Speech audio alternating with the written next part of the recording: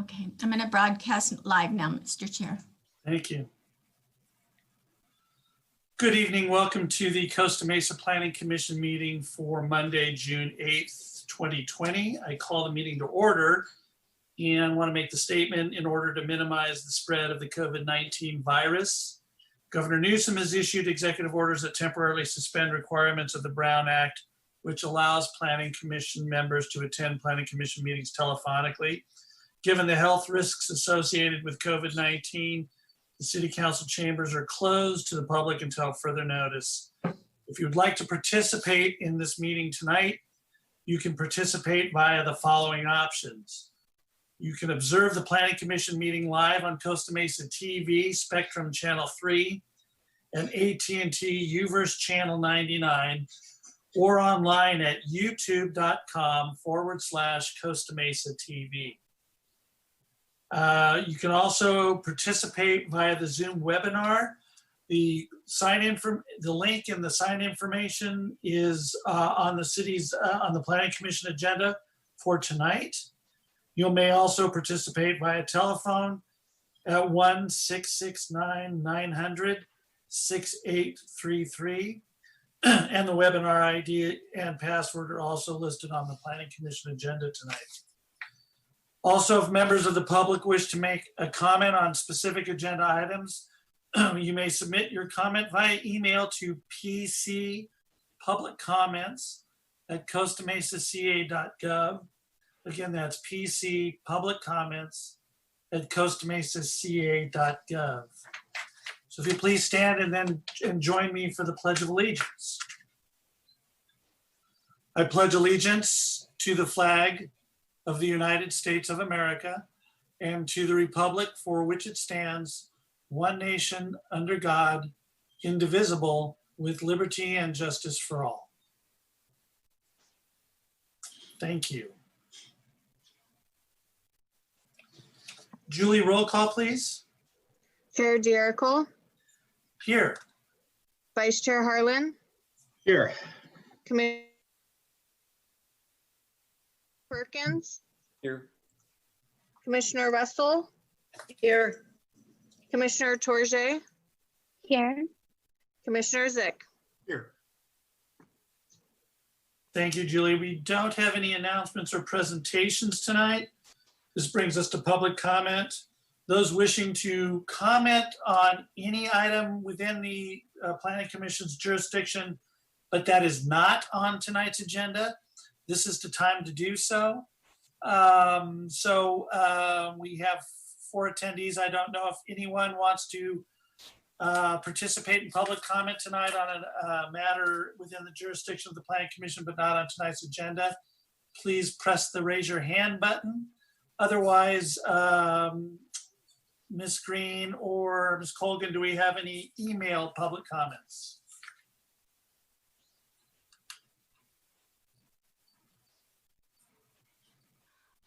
Thank you, Mr. Chair. Any emailed comments that were provided have been provided to the planning commissioners and have been made a part of the record. Okay, thank you very much. But again, if anybody from the public wishes to speak, please raise your hand button. Or if members of the public on a telephone, you hit *9. Okay, we see nobody, Mr. Chair. Okay, thank you very much. I'll close public comment then. And that will bring us to Planning Commissioner comments and suggestions. We'll begin with Commissioner Russell. Thank you. I just wanted to kind of briefly say that I attended the demonstration at Triangle Square this last week, and I want to acknowledge the police and sheriff's department for having a very low profile in terms of allowing the participants to demonstrate for social justice, and to also say thank you to the people that did it. They kept us hydrated and organized and positive. That was a good thing. I was also happy to hear from the city council and staff at the last city council meeting that they have a commitment to social justice and free speech both. I think we have an opportunity in the community, both at the local level and a national level and international level, to perhaps go from thoughts and prayers to some real action. There's some legislation that was brought forward this morning in Congress, and that we can look at in terms of really reflecting on holding those few police officers that do break the law responsible by having a national police misconduct registry to really gather that data. And that, I mean, I watched the Watts riots, and I watched all of the unrests and things over the last years. And I feel like maybe this is the chance that we can move forward beyond and take some meaningful action.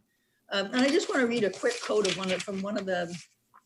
from Harley Ruda.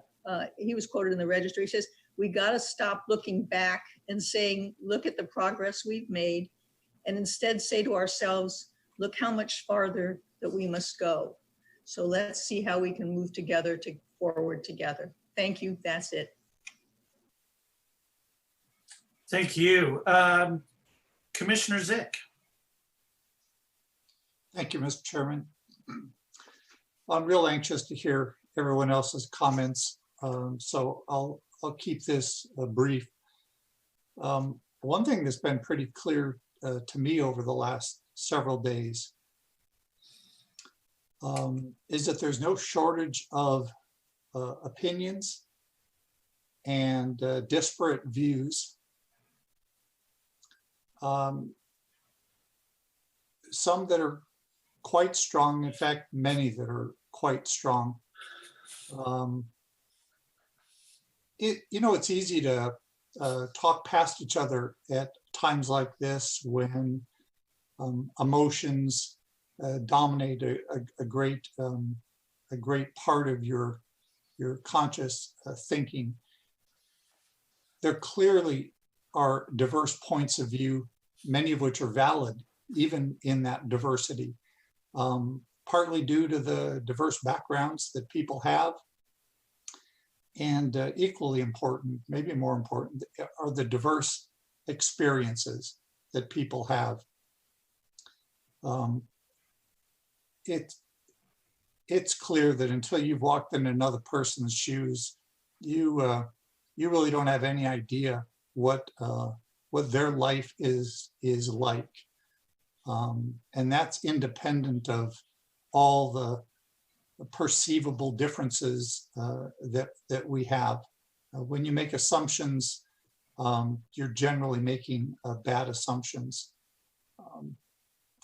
I've seen a lot of debating going on, people expressing opinions. And I think the expression of opinions is good, but kind of in my mind, if you're debating a point, it's partly because you've made up your mind and partly because your agenda is to change somebody else's mind.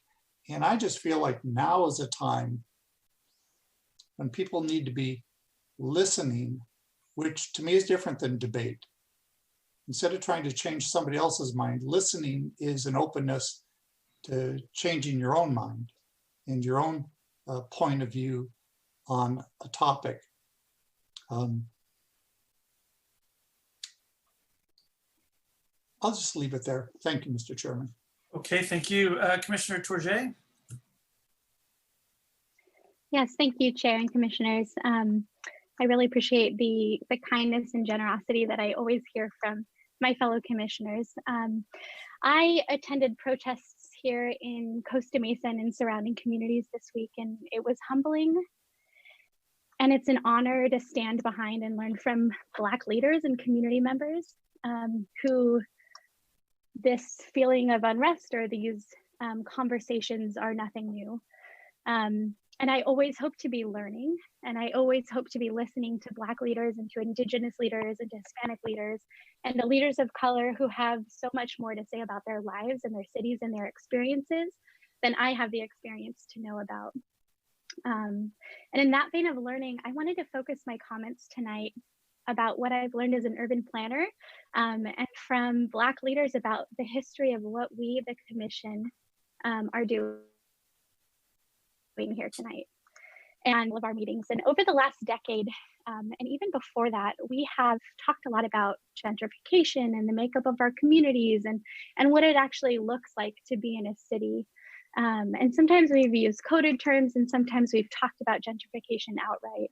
And that idea that the concern that people who live in the community today will not have the choice to live in the community in the future. And we tie that gentrification to race.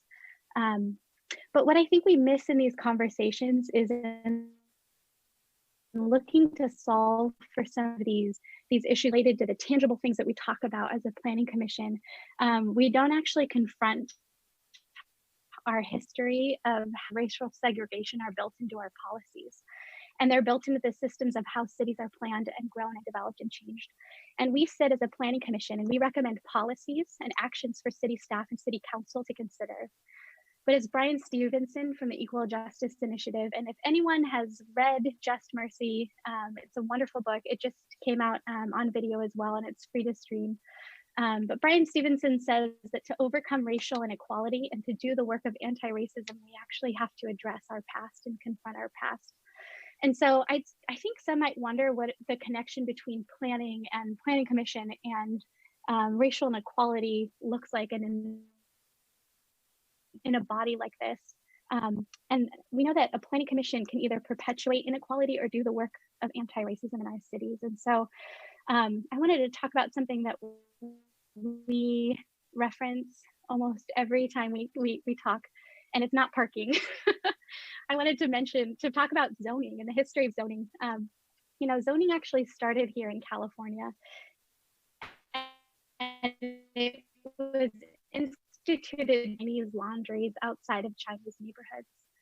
And many social reformers and planners in history believed and spoke about and wrote zoning and plans and policies as not only a way to exclude incompatible uses from residential areas, which we talk about today really passionately, but also to slow the spread of quote unquote slums into better neighborhoods. And zoning historically has put segregation into policy. We protect property values of white and suburban neighborhoods and prevent civil disobedience in other neighborhoods. You can look at some of our city halls in surrounding cities and see that the city halls are designed for protests to happen outside of the view of people in the community. And it's intentional sometimes the way we design our cities so that people can't congregate, can't meet, can't protest like we can here in Costa Mesa. We've talked a lot about redlining in the last couple of weeks. I've been seeing it everywhere in the news and on social media. The idea that insurance maps with red lines were drawn not just around Black communities, but around many communities, with the stipulation that if anyone in that neighborhood was Black, then no one in the neighborhood could receive a federally backed mortgage. And so people who lived in cities and lived in communities who wanted to buy a home couldn't buy a home if there were Black people in the neighborhood. And so we get white flight, where white people move to the suburbs and have suburban communities built for them that many in their codes and structures had stipulations that Black people couldn't live there. So we get white flight and we end up in urban cities, and we end up in places where urban is used for Black, and we have cities where there's the term blight, and we have areas where people can't even get mortgages. We have freeways cutting through low-income neighborhoods and Black and brown neighborhoods. And we divide our physical infrastructure and our social infrastructure. And I speak passionately about it because it's hard to confront the things that we benefit from and contribute to. And so as someone who represents Westside Costa Mesa, I represent a community that is cut by the 55 freeway, which was, I believe, a rail line, and a golf course. And those two communities on the other side are very different from the community that I live in. And the way in which we interact with our city is really different. And so I want to close and say that when we say that we know what the community wants, or that we've worked here and lived here long enough to say that we understand the needs of the community, we feed into those systemic pieces of racism. When we talk about systemic racism, all of those pieces that feed into the structural inequality we have. If our zoning laws and our general plan policies aren't directly created by or formed by communities of color who have been historically and significantly left out of decision-making processes, we perpetuate these systems with a majority white viewpoint. And so I say all this because this body and this commission and every government commissioning at itself and looking at its history and where it came from, and being able to confront those things, and then also being able to listen and move forward. And I so appreciate what Commissioner Zick said. We're always listening and we're always learning. And so those are my comments for tonight. Thank you. Thank you very much, Jen. Commissioner Colbert. Good evening, commissioners, staff, and to whomever is watching us this evening. Thank you for those who have spoken.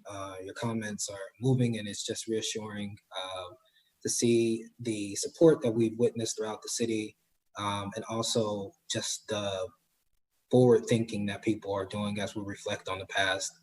I do have a couple of comments as this week, as I stated last week, has been really tough for America and those who particularly are in Black skin. And that experience has been both the source of pride and also horror, I imagine, for many people who also share this experience. The civil unrest and uprisings that we are witnessing are a harrowing result of systemic and institutional racism that has plagued this land since 1619, when the first enslaved Africans were brought in chains to colonized indigenous territories that we now call the Americas. As a country, as we begin to heal from one sickness, another pre-existing condition of racism has once more reared its head. But this time it's been met with force. People of all colors and nationalities are protesting peacefully and violently in response to the murders of Black bodies that have been state ordained and continue to take place across this country. Americans have watched over and over as women, men, and children have been killed on camera without action or justice. But this week we watched as people responded to one target being burned, and people saw a problem with the result as opposed to the cause. In the words of Jesse Williams, if you have a critique for the resistance, for our resistance, then you better have an established record of a critique of our oppression. If you have no interest in equal justice and equal rights for Black people, then do not make suggestions for those who do. Protest looks different for all of us, but when you're in a fight for your life, you do what needs to be done to live. This month, our city is also celebrating Pride, a month that is the result of uprising, which led to the systematic change from the bottom to the top, due to the actions of Marsha P. Johnson, who threw a brick, a Black trans woman, in 1969. It was a fight for humanity and human rights, to be seen, to be heard, to exist, and one that even continues to this day. When the systems of justice don't speak up for you, you must do it yourself. As we approach Independence Day, we must remember that this country was also born out of a violent resistance, and a demand for independence. And while this is not an endorsement of violence, it's just an awareness of our unique, and also this is not unoriginal to this country and our American history. The fight against racism is not a Black fight, it's an American fight. We must all commit to collectively eradicating the systems, laws, and policies which perpetuate violence and oppression against one group. A number of people have asked, how can we do that? And what does that look like? And it starts here, as Commissioner Torjay stated, in spaces like this. And it's driven by three things: people, place, and policy. How people experience place is largely driven by policy. And if we change policies for places, it changes experiences for people. On May 9th, it was the Saturday before Mother's Day. I was out jogging in my neighborhood. And during that evening while exercising, I, along with my friend who is also an African-American male, we were stopped and questioned by two officers from the Costa Mesa Police Department. We were asked what we were doing in that area. Why were we there? Why were we out at this hour? Did we live around here? Bit shocked and dismayed, my friend responded, well, we just live around the corner and we're out for jogging and exercising to get fresh air. No, I was not ID'd. No, I was not detained. No, I was not harmed physically. But that experience shook me to my core. And no matter how educated or well-spoken or what capacity I serve in, it was something about my presence to that person, that place, that allowed him to exercise his policing power over me and my body. While I'm not saying that that was a racialized stop, my white neighbors, our white neighbors who walk in the same area for the same reason, have never been stopped. I share this experience because my experiences aren't anecdotal, they're real. But it ends here. Because on May 10th, when I called my mother on Mother's Day and shared that experience, just imagine the horror that she had in her voice to hear her son tell her a story about being stopped while exercising just 4 days after the video of Ahmaud Arbery was released to the public. This is what implicit bias looks like. Experiences like this lead to distrust and misunderstanding in the community. Chief Glass and I have spoken about this experience, and while I'm grateful for his ear and understanding, I know that more must be done to ensure that our officers understand that what might have been a routine inquiry has impacted where, how, and with whom I exercise, out of fear for my safety. And I reject the notion that that experience must be normalized. Beyond solidarity and statements, we must use our power to create solutions. This evening, you will hear a proposal to the commission which begins to grapple with the initial steps towards formalizing an actionable plan for change. And as a proud member of this community, this commission, I'm committed to helping us build a better community that serves us all in an equitable manner. These conversations that we will be having and should be having won't be easy or comfortable. They won't be met without disagreement or emotion, but they must be had. So in closing, I invite you all to join me as I read and I learn more about how to be an anti-racist. It's a book by Ibram Kendi, which I greatly recommend, but also The Color of Law by Richard Raustein, which kind of explains the things that Commissioner Torjay so eloquently articulated about the history of zoning and redlining in this country. These texts provide powerful understanding into the history and racial policies and design. And I'll also be sharing a resource guide with the commission and also staff about how we can ensure that our planning practices and guidelines are free as much as possible as they can be of racial bias. I say this in closing, I look forward to working with the commission, the staff, the community, the police department, and council to create a better community for us all. Thank you, Mr. Chairman. Thank you, Commissioner Colbert. Exceptionally well said. Commissioner Perkins. Thank you. And thank you all of the prior commissioners for your amazing comments. The police murder of George Floyd and the resulting Black Lives Matter protests have made addressing racial injustice an urgent matter. I unequivocally support the Black Lives Matter movement and what it is striving for. But nobody wants to hear a middle-aged white man talk about his personal history or make vague statements of support and solidarity. Instead, people want to see those in positions of authority take concrete action, as Commissioner Colbert just said.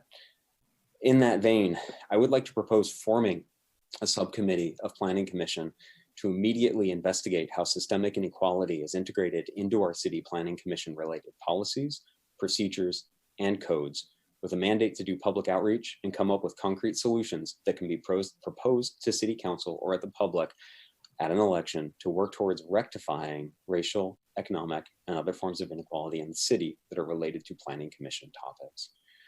My thought would be for the committee to meet weekly, starting as soon as possible, integrate with any other city committees or bodies working on the same topic, and make its documents publicly available and have real outreach, not just 3-minute public comment slots, and report back on progress at every planning commission meeting until proposed changes have been implemented.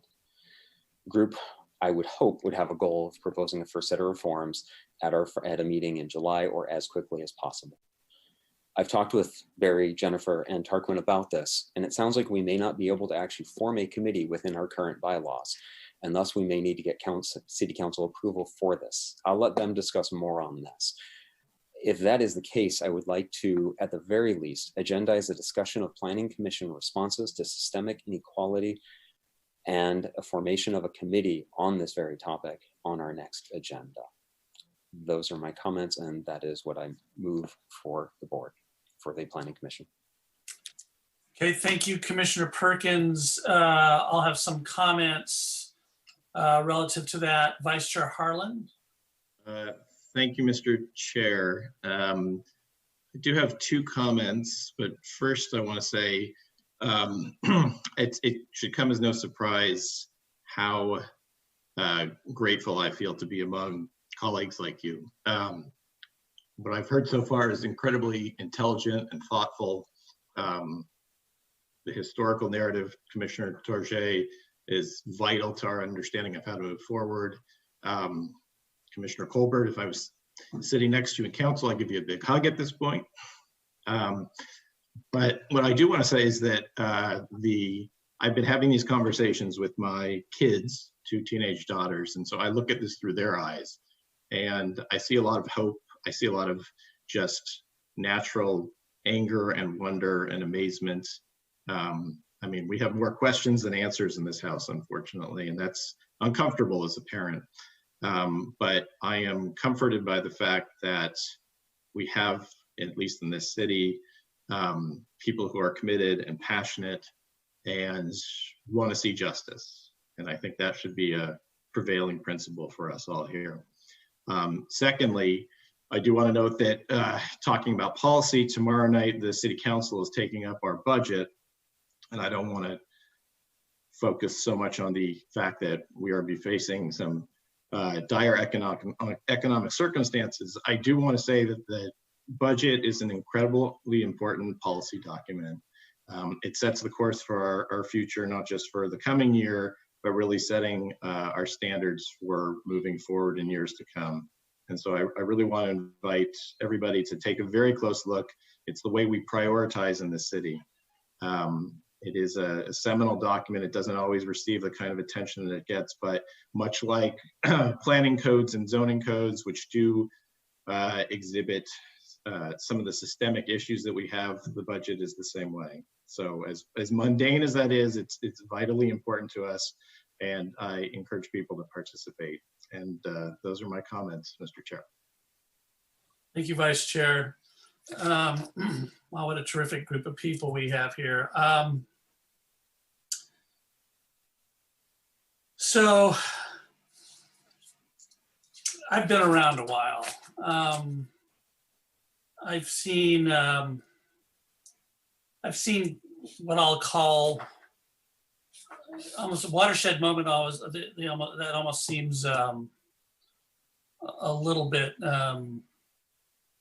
pedantic, but a paradigm shift, whatever it is.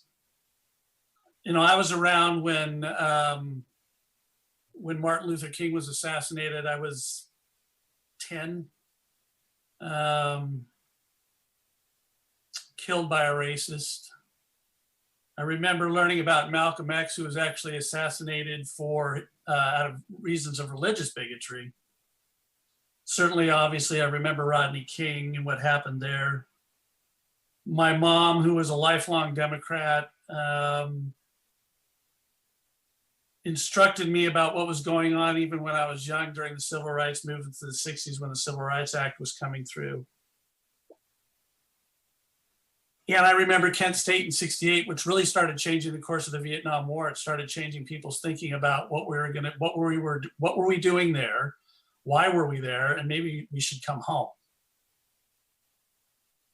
And I guess it's kind of it's a tragedy that a person or persons must die at the hands of a bigot or a racist or a person of authority or even their own government to get people's attention. And so I've been sitting here going, you know, I look at what happened with Ahmaud Arbery, although that wasn't a law enforcement officer, but that was clearly an act of racism, violent racism. And I look at other African Americans who have been either injured or wrongly arrested or killed by members of the law enforcement community. And there was a lot of conversation about institutional racism and the pockets of racism within law enforcement. But they were just conversations. But what's intriguing to me in watching this is George Floyd's death somehow is different. And I've watched the video a few times and I think it's different because it was just so inhumane and callous and just phenomenally appalling to me. A man begging for his life, bystanders who are videotaping it saying he's begging for his life, please get up. And the officer just kept his knee on his neck and the three other officers kept him pinned down while the officer's knee was on his neck.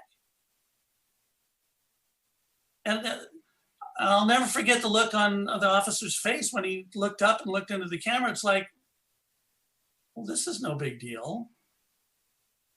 But it's turned out to be a very big deal.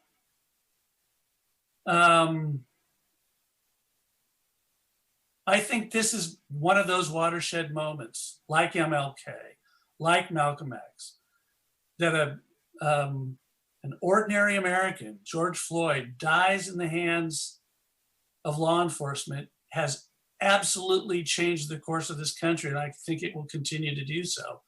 And I think it's a good thing. I think these kinds of tectonic shifts in the way we look at each other and treat each other and the way we write laws on how we're going to govern ourselves happen with single little incidents like this. Not a little incident, obviously. So I'm very proud to be among all of you, all of your diversity and your experiences and your points of view on this. I am firmly committed to make sure that all the laws in Costa Mesa, all of our regulatory codes are written in a way and implemented in a way that demonstrate in real ways equal justice for all, not just middle income, white affluent people, all people. All people need to be treated equally under our codes and our laws, even our zoning ordinances. So Commissioner Colbert and Commissioner Perkins, I don't know what the process we have to go through with City Council to establish that committee. I fully support it. I'll stand behind you or beside you 100% on what you want to do to what we think we need to do to make sure that the laws and regulations that govern us locally and here in Costa Mesa provide equal justice for all in the city. That being said, I do want to commend, I do have to commend our Costa Mesa Police Department. I particularly want to commend Brian Glass, our chief, his command staff, our law enforcement officers, who in cooperation with Orange County Sheriff's Department, California Highway Patrol, oversaw numerous demonstrations in Costa Mesa, and they did it with compassion. They did it with empathy, with professionalism and skill. And I think for that very reason, that's why we really didn't have any violence in Costa Mesa. We have a top-notch police department that I think is unlike many, many, many police departments throughout this land. I think we have a community-based law enforcement agency that is compassionate, caring for all the citizens. And I'm just very proud of the way that they managed these protests, worked with multiple agencies to make sure that while we were protecting people's First Amendment rights to protest, we were also protecting the lives and property of people who, based on what I saw happening in other cities, could have been in danger. But it all worked out well. So I'm glad for that. So again, Commissioner Perkins and Commissioner Colbert, whatever you need from me, just know you have my full backing. Be happy to provide whatever support that I need to provide as we work through these issues. And I'll leave it to Mr. Curtis to kind of walk through what we might need to do. But I'm gonna go back to my kind of big topic for me in my remaining tour on the Planning Commission.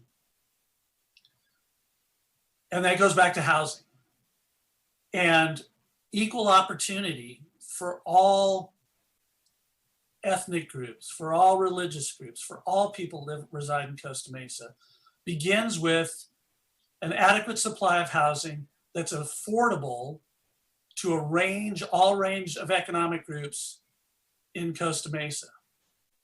And if the city of Costa Mesa continues to think that we're not going to have affordable housing or more dense housing communities, or we're just going to preserve the East Side R1 or the West Side R1, and we're not going to have apartment communities in Costa Mesa, then we're not addressing part of the big part of the problem with respect to the systemic racism.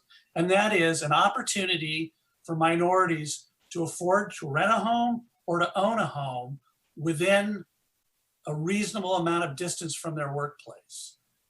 And so I hope our conversation relative to what Commissioner Perkins and Commissioner Colbert want to achieve centers around housing and our upcoming housing element, what we need to do to make sure all socioeconomic groups, all ethnic groups have an opportunity to own or rent a home in Costa Mesa if they choose to live here. So with that, Mr. Curtis or Mr. Preziosi, the process we need to go through to start that committee or to get it moving? Thanks, Mr. Chairman. I'll start it off and then Tarquin can add on and weigh in. The item's not on tonight's agenda, so it would need to come back to the commission at your next meeting if you wish to put it on the agenda. And then at that point in time, the commission could make a recommendation to the city council. Ultimately, this will take more than 4 hours of staff time, and given the tight budgets that Vice Chair Harlan referred to, and I know you've heard me speak of in the past, it's imperative that we get city council approval for any large work tasks that are going to be more than 4 hours. Happy to do that, but so that would be the item would be brought to the commission at its next meeting, requesting city council direction on the matter. We'll take that to the city council assuming the commission takes that action, and then assuming the city council gives authority and starts the process, we will come back to the planning commission with the matter. Okay, is that something that we can have ready for the next commission meeting, do you think? We could bring this matter back for the commission to consider and take action, making the recommendation to council at your next meeting, absolutely. Okay, let's do that then. Yep. I would appreciate if we could do that at the direction of the chair, and I assume with the full support of the commission.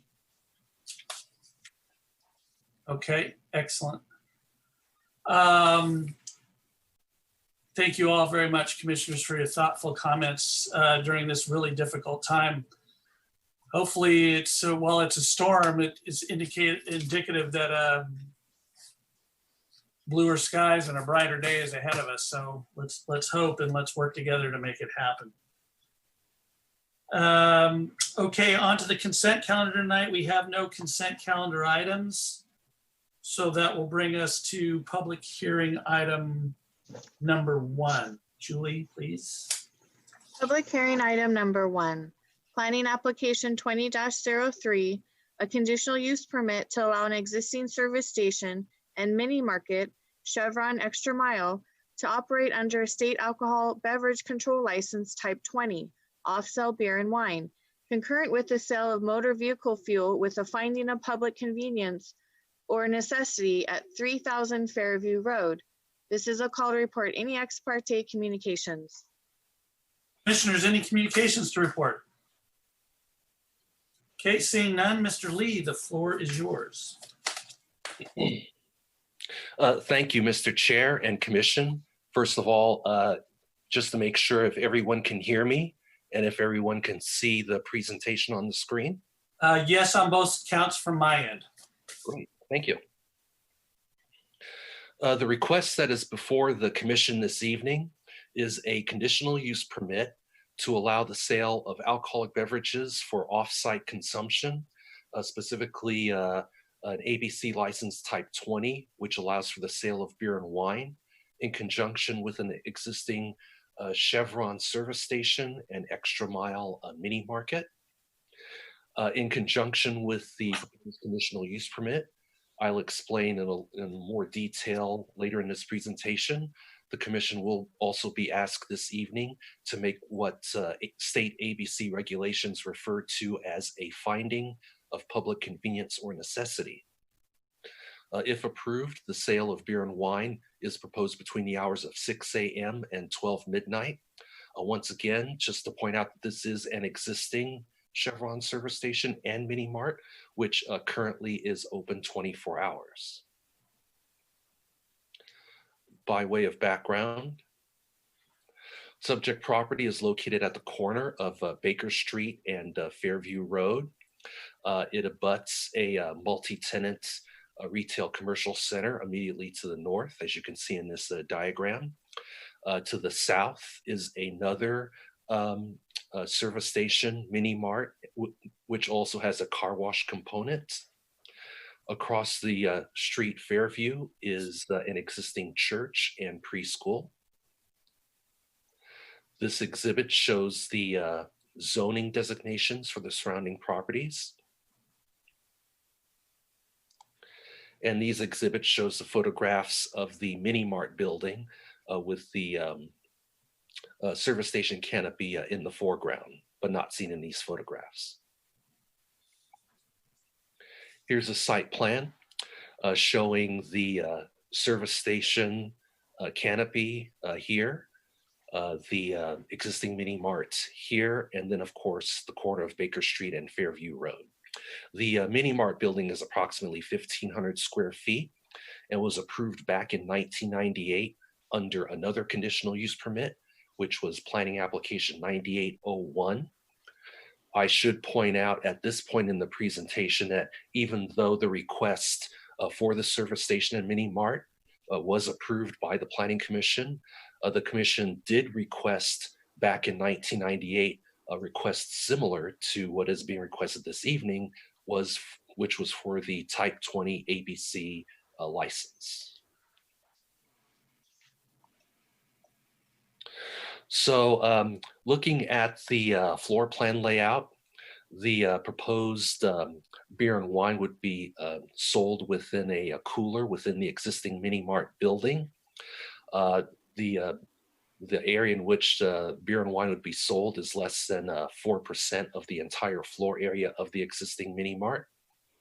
And as you have seen in the recommended conditions of approval, there would be limitations as far as, in addition to the hours that is being proposed, who the beer and wine can be sold to, the age of the person that is selling the alcoholic beverages, and the manner in which beer and wine can be displayed or advertised. There are very detailed conditions of approval that address this, which I'll go into a little more detail momentarily. So exactly what is undue concentration? The state ABC regulations developed a formula wherein the number of on or off sale ABC licenses relative to the population in a particular census tract can be compared to the ratio of population to the relation of ABC licenses to the county-wide population. With that, they come up with a number that determines the number of allowed ABC licenses per population. So based on that particular formula in this particular census tract, 2 ABC licenses would be allowed for off sale. 7 are existing and 8 would be proposed with the new license. Now, because the undue concentration exists within this particular census tract, ABC regulations say that they cannot issue a license in the census tract unless the city's delegated legislative body, in this case, the Planning Commission, makes a finding that public convenience or necessity would be served by the issuance of the license. So with all that as background, what brings us to the point that the commission needs to consider this evening is basically what has happened between the time the original request for beer and wine in conjunction with their 98 conditional use permit, which was denied, what has changed between then and now, which is basically the same request for the same establishment. Well, in 2013, the Planning Commission adopted a very extensive set of conditions of approval for liquor stores, convenience stores, and mini markets. Basically, with these standard conditions of approval for these types of uses, it gives the Planning Commission some flexibility in determining whether to grant a finding of public convenience and necessity in terms of a proposed ABC license. In this case, there could be support for an off-sale retail ABC license only if an off-sale ABC license is transferred from an existing establishment within the city. As a result, the overall number of ABC licenses within the city does not increase, even though it's resulting in an increase of ABC licenses in a particular census tract. This was one of the many conditions of approval that the Planning Commission adopted that would allow for the basis for granting this particular request and or making the finding of public convenience and necessity. So looking citywide at the 25 census tracts within the city of Costa Mesa, approximately 70% of them do have an undue concentration of off-sale licenses. As a result, over the last several years, the city has taken a citywide perspective towards undue concentration.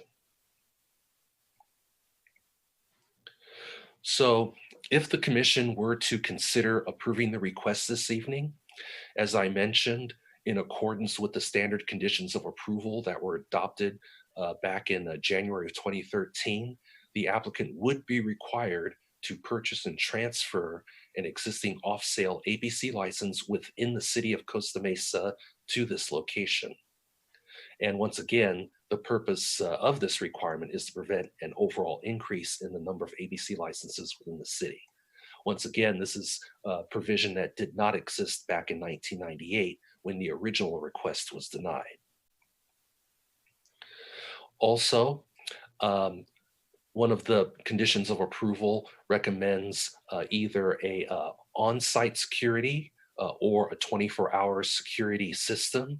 In this case, the applicants in their description letter that was included as part of the staff report goes into great detail as far as their security camera surveillance system that would be installed if this request is approved, including a provision that a minimum of 30 days of footage be archived and be made available to the Costa Mesa Police Department upon demand. Also, any employees on duty between the hours of alcoholic beverages are sold must be at least 21 years of age. And sales and service staff would also be required to complete responsible beverage service training with a provider provided by the state alcoholic beverage control. With these provisions, the Costa Mesa Police Department did review these provisions and had no objectives or no objections if the finding for public convenience and necessity were to be made for this particular application, as long as these conditions of approval, as well as the other numerous conditions of approval listed in the attached resolution, are enacted. So therefore, staff's recommendation this evening is the Planning Commission make a determination as to whether a finding for public convenience and necessity can be made. And if that's the case, that the Planning Commission approve the CEQA exemption for the use, as well as adopt the proposed resolution with the said conditions of approval. This concludes my presentation. I'm sorry, I forgot to mention that in terms of correspondence from the public, we did receive 2 emails late this afternoon, one in support and one in opposition of the proposed request this evening. And that concludes my presentation. Thank you, Mr. Lee, very much. Commissioners, could you punch your raise hand button if you have questions? I see Commissioner Zick does. Anyone else? Okay, Commissioner Zick, go ahead. Thank you, Mr. Chairman. Thank you, Mr. Lee, for the presentation. Just a couple of questions. So this finding of public convenience and necessity, to me, it's pretty clear that it would certainly be convenient. Because the word, and I don't want to get too much into the semantics, but it says public convenience and necessity as opposed to or necessity. Can you elaborate maybe a little bit as to what would actually constitute a finding of public convenience and necessity? In other words, if it's simply a matter of convenience, is that sufficient? Or does there need to be some kind of a determination that says that we think this is necessary?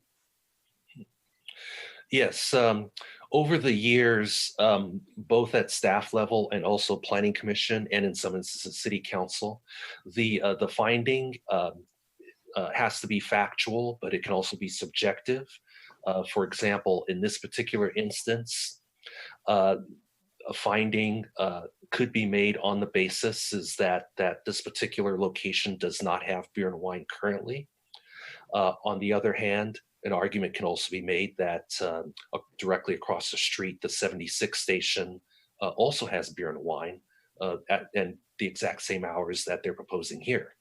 So you basically have to make the determination as far as whether adding another liquor license or beer and wine license directly across the street from a competitor constitutes that public convenience or necessity. And in that instance, an argument can actually be made both ways, which I think was probably the argument that was made back in 1998. Okay. The only thing I'm indicating this evening is that if they wish to make the finding, we have the conditions of approval in place that would basically not result in any adverse impacts as a result of increasing the number of beer and wine licenses in the immediate. Thank you. That's an excellent response. And I've got some more comment about that topic, but I'll save that. My second question has to do with this issue of there being this state, I think it's more than a guideline, a rule that says that there can only be 2 off-sale licenses in the census tract. Yet there are 7. And here's the question that is kind of rattling around in my head about this. Who cares? It feels to me like, well, we don't really care about that state rule. We certainly didn't care a whole lot when the 3rd one was approved. or the 4th or the 5th or the 6th. So I'm trying to understand more. So my better question is, why would we care? What would be a reason why we wouldn't want 8 or 9 or 10 or 11? And I ask this question because many people are anticipating that there's going to be a ballot measure at the end of the year to allow for retail sales of cannabis in the city. And I can anticipate that there would be similar kinds of regulations that we might put in place. You can only sell it here, you can only sell it here, you can only sell it here. And if it was like this, over time, we probably would go, what do we care? Let everybody sell it. So my question specifically about this is, at what point or what would be a reason why we would care if the number of licenses got up to 8, 9, 10, 11? What do we care? I think I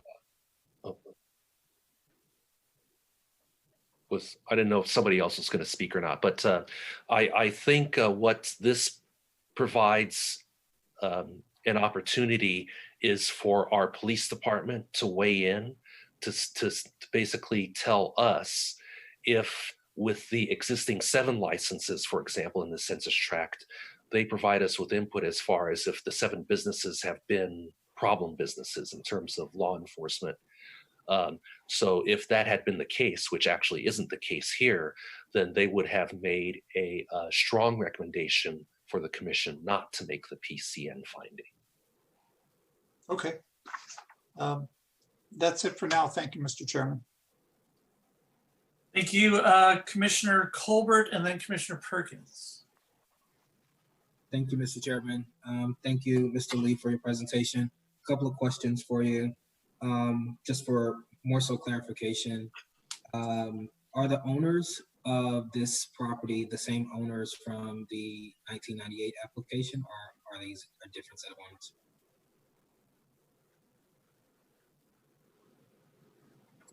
Checking really quickly.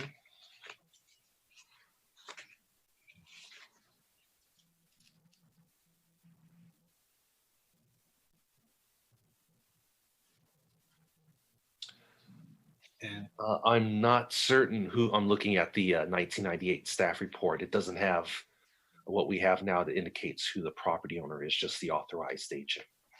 okay, and this might be for the applicant more so, but maybe you can ask it. Was there a motivation prescribed to this application, and outside of just the ability to probably drive revenue? You mean as far as why they're making the request now? Yes, sir. Yeah, that would be a question for the applicant. Okay. I noticed in the staff report that it stated that code enforcement issues were not reported on site in the last 3 years. Were there any code enforcement issues that preceded that three-year mark? Negative. We just used the 3-year as a cap. Okay, cool. Thank you for that clarification. In terms of the overconcentration, this is more so me wanting to understand the historic aspect of this. In 98, when the initial application was denied, could you provide what was it due to overconcentration, or what was the purpose of the denial? Yes. So back in 1998, the ABC regulations have the provisions for overconcentration like they do today. And back in 1998, it was overconcentrated just like it is today. All right. So that leads to my next question is, did the other applicants in the immediate census tract or adjacent to this current census tract, did they acquire the licenses after the 98 denial? The majority of the licenses in this census tract were established either in the 80s or the 90s, so they predate. The car wash across the street, they got their license or they got their CUP in 2012, and so as part of that application, public convenience and necessity finding had to be made, which was Okay, thank you for that clarification. And is this the only CUP application that we see potentially in the pipeline, or, and I know we can't predict, but just as a question, are there any potential applications that we see that might be in this area as well? Not in this area, nothing comes to mind. I think this was the area that the Planning Commission had reviewed the CUP for the escape room, which is actually behind the 7-Eleven down on a Baker, but they weren't proposing food service and definitely weren't proposing alcohol sales. Right. Okay. And Commissioner then, Colbert, looking at our pending, our status of applications received, there are no other pending applications in this area for a conditional use permit for alcohol sales. okay. And in this area, meaning that census tract? Correct. Okay, thank you. And has the city experienced any negative communal impacts? I noticed that the police department responded to that, but do we have any notation to any increase of traffic stops, DUIs, or community impacts at all? Not in this area. The reason that I had mentioned in my earlier response, we get input from the police department before we make a recommendation to the Planning Commission. A few years back, there was a proposal for a convenience store at Harbor and 19th Street. And at that time, the police department strongly recommended against granting that convenience store because of its proximity to Lions Park and the issues with the homeless population. And so as a result, that particular request for a convenience store with beer and wine license was not approved. Okay. And my final question is more so related to like staff practices. In terms of noticing requirements, I noticed that, you know, obviously this is largely kind of a commercial business area. Given that most of the impacts could potentially occur to people outside of that 500 feet radius per se, do we typically exceed that requirement for noticing if it could be potentially like a controversial or item, like in the case of bringing alcohol to communities, or do we just stick with our noticing requirements? And if so, for this particular noticing, could you tell me how many people were captured in that? Commissioner Colbert, our noticing requirements are identified in the zoning code, and they're specific to application type. So the conditional use permit notice requirements are the same as for alcohol, or the same as for any other conditional use permit type. It's the 500-foot radius, property owners as well as tenants. And Mr. Lee can provide the number. Okay, thank you. And Mr. Lee, if you find it at a different time period, that actually concludes my questions. Thank you, Mr. Chairman. Thank you, Commissioner. Oh, yes, go ahead, Mr. Lee. I'm sorry. Yeah, I have it here. We sent out 123, both the property owners and to occupants or tenants. Tenants, thank you. Thank you, sir. Commissioner Perkins and then Vice Chair Harlan. Thank you very much. Couple of questions. So one of the things, and this is a follow-up from Commissioner Zick, where I'm wondering what is required for the PCN finding. Commissioner Zick was saying it was public convenience and necessity. I see on the staff report on page 2 that it's listed as public convenience or necessity. So I was wondering, which one sort of is it? Do we need to show both a convenience and necessity, or is just saying, hey, it's convenient sufficient? Sort of following up again on Commissioner Zick's and wondering is it an or an and are there other criteria that we should be looking at? I think we've interpreted both ways, either an and or an or. I would actually have to look at the specific state statute though to see if it includes a provision for an and or an or. Okay. I can certainly do that. Okay. Thank you. I guess one thing that I was wondering, I was looking at the list of locations that we have existing in this census tract, and I was wondering if we had a map of those to sort of see. And I was even thinking of a map, since census tracts have fairly artificial boundaries, a map that maybe would show what are we looking at sort of as a whole in this area. Because at least one of the ways I've interpreted the requirement for a PCN finding is to potentially prevent undesirable concentrations, say. And what defines undesirable concentration, I'm not entirely sure. But I was wondering, do we have a map of that? And I'm guessing we might, since you just flipped to full screen. Yeah, sorry about that. Oh, no, good. Take it away. So this exhibit is showing that particular census tract, the 639.03. So you can see Fairview and, well, I actually can't see any of the streets, so I won't even bother with that. But anyway, so this exhibit shows the existing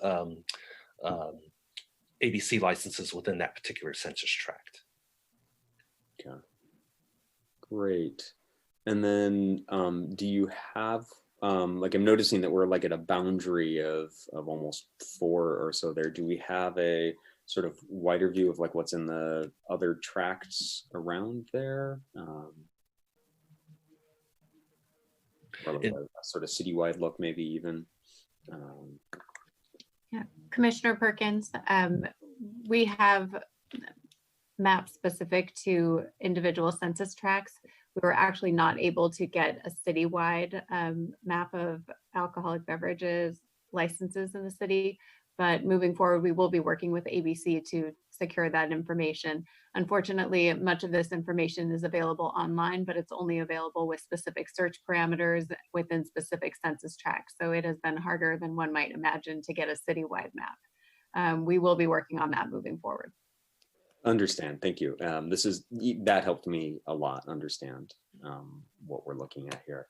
One of the questions on, and I think this relates to the sort of condition of approval for purchase, when we're looking at that condition of approval 3, which is saying that they must purchase and transfer an existing ABC license from a location, another location in the city. I wanted to make sure that we are requiring them to purchase a license from both an over-concentrated census tract already, and I think that is in the wording on handwritten page 6.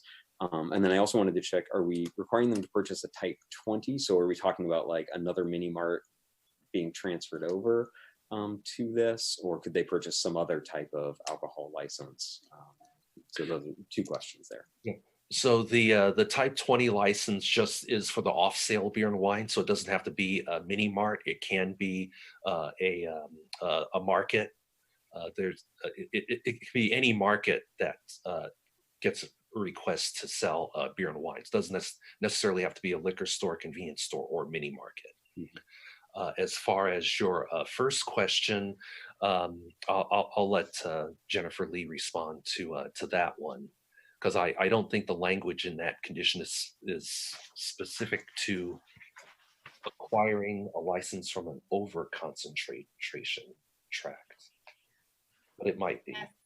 If you'll give me a moment to flip to the condition of approval, I believe it does say an over-concentrated tract. Oh, I'm sorry. Yes, it does. Handwritten page 6, condition number 3. So yeah. And our intention there was just to ensure that if we're going to allow for the purchase of a license from another, an over-concentrated tract, just like the location of the proposed project. So if I'm understanding this right, we're looking at transferring a type 20 from a place that already has an over-concentration. So that area would be getting better on this metric, and this area would be getting slightly worse on the metric. That's correct. And the citywide number overall would remain the same. Okay, great. And then just the final thing, and I think this is a lot more, is in the 1988 staff report, I was reading about a potential hazardous waste in the area, that there was potentially a spill of gasoline when they were redoing the project. So I was wondering if we had a follow up on that, because I didn't find that on there. Yes, we checked the underground storage tank database this afternoon, and confirmed that the site had been remediated. Great, so it has been taken care of. All right, that concludes my questions. Thank you. Commissioner Perkins, you did ask the question about public convenience and or necessity. Over my career, I've actually heard it used both ways multiple times, but according to the ABC website, it's public necessity or convenience. Thank you. Okay, thank you, Vice Chair Harlan. Thank you, Mr. Chair. Thank you for your report, Mr. Lee. You had mentioned just a few minutes ago that the Wildwater Express Car Wash received their CUP in 2012 with this Type 20 license. I'm not familiar with that car wash, although I may want to go by there, seeing that they have that convenience. Is there a mini mart? I mean, how do they sell liquor out of that car wash? Yeah, behind the 76 station, there's a mini market. Okay. Yeah. And is that the only car wash in the city that has a liquor license? Well, it's in conjunction with the mini mart and the 76 station, so the three kind of. Okay. All right. So yeah, so the car wash by itself does not have beer and wine. Okay. All right. That's all my questions for now. Thank you. Okay, thank you. Just a quick question, Mr. Lee.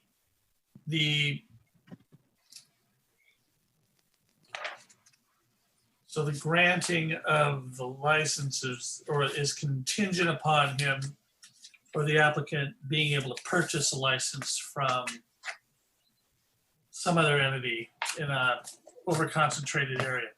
Is there let's say the commission were to approve or make the finding of public convenience and necessity. Is there a term in which that approval is good relative to his being able to find a license he can purchase, or does it expire if he's 3 years in and he still hasn't found a license? The CUP would be valid for 2 years. Okay, so for 2 years, okay, that's what I need to know. So is the Shell station across the street on the southwest corner, is that within that census tract? And it is not? No, it isn't. Do you know if it has a CUP for off sale? Because I know there's a small market in there. Yeah, that I'm not sure of. I didn't check that one. Okay. All right, that kind of does it for me now. I will open the public hearing. I see that Mr. Rawlings is on the line. So Mr. Rawlings, if I could have you, one, let me know if you've read the staff report and the conditions of approval and if you agree with them. Hi. Are you there? Yep, I'm here. Can you hear me? You can now. Okay, terrific. Hey, good evening, everybody. So can I just, because I didn't hear you, so you do agree with the conditions? Yes, we. Okay, very good. Okay. Yes, I'm Steve Rawlings. I'm here this evening on behalf of Chevron USA. This particular location in Costa Mesa is a corporate-owned store. Chevron Corporation owns approximately a little more than 300 sites in the state of California, and again, that's Chevron USA. And a little over half of those, or about half of those, already have licenses to sell beer and wine at those locations. So Chevron, as everybody's aware, is a very, very large corporation. They have a lot of policies and procedures in place, and obviously very experienced at this kind of inventory item. As far as a presentation goes, I wanted to go through first and kind of respond to some of the questions that folks had, and maybe shed a little bit of light on a couple of issues, and then I can obviously available to answer any questions. Also on the line, I think this evening is Aaron, who is the district manager, as well as Asuncion, who also works for Chevron corporate. So if we have some operational questions, they're available to answer any of those this evening. A couple of things I kind of want to touch a little bit on this concept of public convenience or necessity. I have personally processed approximately 500 alcohol-related CUPs/PCNs.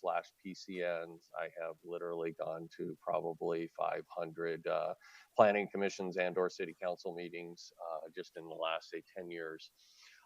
And the situation in this particular census tract is very, very common in many, many municipalities because, you know, through our planning practices, we have a tendency to concentrate our commercially zoned properties along certain major corridors and certain major corners.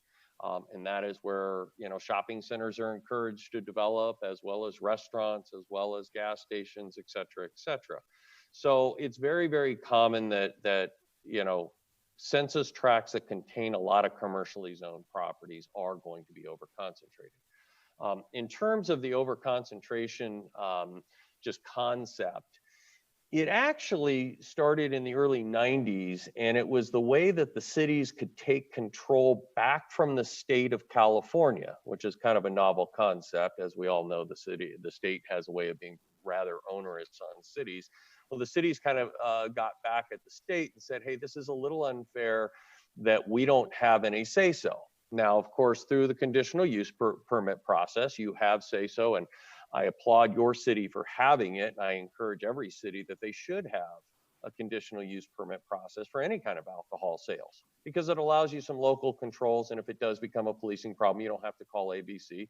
You can take action yourself. And by and large, I think that most businesses that sell alcohol that are under a conditional use permit typically are less of a policing problem than those establishments that don't have a conditional use permit. So what happened was the state agreed and said, yes, you're right, but we need to kind of pick a threshold, because it's kind of silly that every time we want to issue a license, we got to come visit you. So what they did is they created a formula. There was not a lot of research put into it, but it is a formula, and it does work. Once a threshold is reached, then the ABC must go to the city, or in this case, the applicants. The onus is on the applicants to come forward and make a finding of public convenience or necessity, and then the state is able to issue a license once it goes above this particular threshold. So with that said, again, it goes back to the fact that a lot of census tracts are overconcentrated because that's where all the commercially zoned properties are. And in terms of findings, it truly is public convenience or necessity. And the state is given fairly broad latitude with what can be perceived as convenience or what can be perceived as necessity. One of the commissioners, I think, touched on this, that it's pretty clear why this would be convenient, but in terms of necessity there, I have had cities make findings based on the fact that, you know, it's necessary for the city to support business, and as long as they're acting in a reasonable manner, then they are, you know, willing to allow them this privilege of doing this. Other necessity items is every city is trying to reduce trips on their roads, and so it is necessary to try to allow customers one-stop shop, so they're not having to bounce around to 4 different locations to get the things that they want, such as gas and then alcohol or other grocery types of items. Also, too, there's you know, the concept of fair playing fields, you know, promoting competition that allows consumers choices. And those are all the things that, you know, I have seen, you know, municipalities make as necessities. And then in terms of convenience, I think it is pretty clear that it is convenient to be able to make that purchase at that particular location. You've already made a stop because you're filling up with gas, and you go in and maybe make a couple of purchases. Your conditions of approval are very reasonable and very good from a policing standpoint, because, you know, it prohibits the single sales. It makes us only be able to sell larger quantities, which would indicate that then that the people are going to make that purchase and take them home and consume them where they're supposed to, and not on the road. Chevron goes through great lengths to make sure that they've trained their employees on responsible sales. There, we obviously do the appropriate carding. We obviously are trained to look at signs of people that are already intoxicated. We inform our employees that if you do sell to somebody that's clearly intoxicated or underage, it's not just the company that's going to get fined and penalized. You personally are going to be subject to a fine, and the company's not going to cover that. And those fines are pretty steep. And so there is personal responsibility on behalf of the employees to make sure that they are obeying all the laws. I think I covered a lot of it. I think there was a couple of questions on there. You know, in terms of the past, I have been working with Chevron now for the past 4 or 5 years, helping them obtain permits and licenses in their stores. So I don't have a lot of history on previous applications that were made. I do understand that an entity owned by the Seagerston Corporation is the property owner. How long they've owned it, I don't know. But I think that Chevron has been trying to complete their inventory. There's a lot of customers that come in and will say, do you guys have beer or wine that's available? And oftentimes, you know, we'll say no, and oftentimes they'll say, well, how come the guy across the street can do it? This is where I like to get my gas. I don't want to necessarily have to drive across the street to make that purchase. So Chevron Corporation is just simply trying to complete their inventory items to meet the demands of their customers. And with that said, I could obviously go on and on, but those are the main points that I wanted to cover today. And obviously, if anybody has any questions, you know, feel free to you know, ask, and we'll do our best to answer those as well as we can. Thank you, Mr. Rawlings. Commissioners, are there any questions for the applicant? Hit your raise hand button. Commissioner Colbert. Thank you, Mr. Chairman. Thank you, Mr. Rawlings, for your presentation. Quick questions, just a couple of questions for you. In terms of understanding the operational goals, you would need to obviously, I guess, obtain a license from another business. Have you identified another business within the area that would allow that transfer, or are you still looking for that? We have actually talked to several businesses that do have an interest in selling those. Obviously, we don't want to, you know, waste their time with paperwork and so on and so forth until we have the entitlement to do so, and then we'll reapproach them. But I know that we have reached out several times to many businesses there, and I believe that there are 2 potentials. One is a little bit more solid than the other one. And obviously, if we're allowed to go forward, we will be calling those folks back. Okay, and along the lines of kind of summary to your comments and kind of understanding need and necessity, if you could just provide me what the main motivation now would be, the main need of convenience that you have identified. Could you just give me like a couple of reasons? In terms of the convenience or the necessity side? Both. Okay. In terms of convenience, you know, a lot of this is a response to customer demand. We oftentimes get people that come in and they will specifically ask if we have that product available. And obviously, in this case, we have to say no. So it is convenient for people when they've made the stop to get gas, to be able to purchase some other items. We have a lot of people that come in and buy milk, and they buy other essential grocery items because, you know, they're on their way home from work. They need to prep up dinner, and we do carry some of those products as well. And we have a lot of people that come in and buy those types of things, and oftentimes people would like to be able to buy some beer and, you know, enjoy it in the confines of their own home. And then in terms of necessity, you know, Chevron is like any other business. We would like to be able to offer, you know, a complete inventory. You know, we would appreciate, you know, being able to compete on an even playing field with some of our competitors there. I think that we do have a good proven track record that we keep our stores up, really nicely. We self-police ourselves. We have secret shoppers that come in, and I believe that we've operated there without any complaint, and I think that we can be counted on to be a very, very good corporate citizen. Okay, thank you. And my last question to you, just kind of an operational understanding as well. Given that if this is approved, how do you plan to promote the sale in accordance with the sign requirements? Given that some of the signage requirements are pretty detailed, how would you promote the sale of advertisement, as this will be a new revenue stream to the community, to let them bring awareness to this? What does that look like for you? We do not plan on doing any kind of signage or promotion of this product line. We have a lot of customers that come in, and obviously our coolers and our other products, we have signage within the store that indicate what the products are that are available, but we don't have any intentions of placing any signs outside or on the gas aisles or anything along those lines to let people know about this. And we find that that's more than sufficient. Again, it's usually an ancillary, incidental kind of purchase, and it's not a leading item for us. It's just a convenience item for us. Okay, thank you, Mr. Rollins. Mr. Chairman, no more questions. Thank you. Okay, thank you, Commissioner Colbert. Mr. Rawlings, either you or maybe one of your associates in attendance. The security surveillance system. And I know it isn't stipulated in the conditions of approval.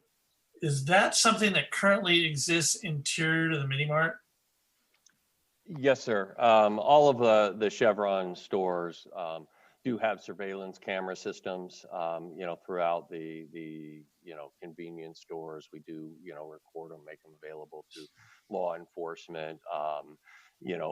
We have agreed with other municipalities that if they would like the, police department to review our surveillance systems, and if they, want us to add one or two to the exterior, we don't have an issue with that.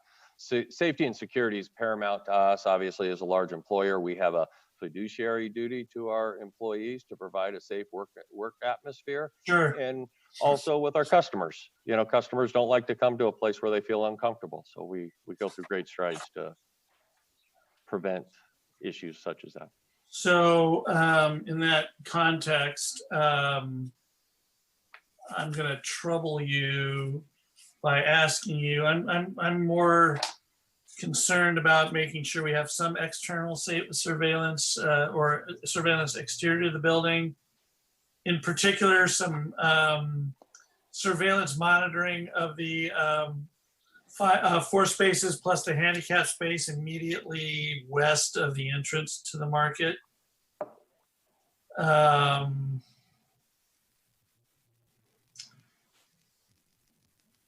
I'm, I don't know how many. I can't imagine taking more than 1 or 2.